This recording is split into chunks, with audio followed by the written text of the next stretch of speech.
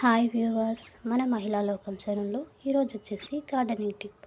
Summer వచ్చేసింది కదండి. మన గార్డెన్ని గ్రీన్గా ఉంచుకోవడానికి ఒక గిన్నెలో ఆనియన్ పొట్టు,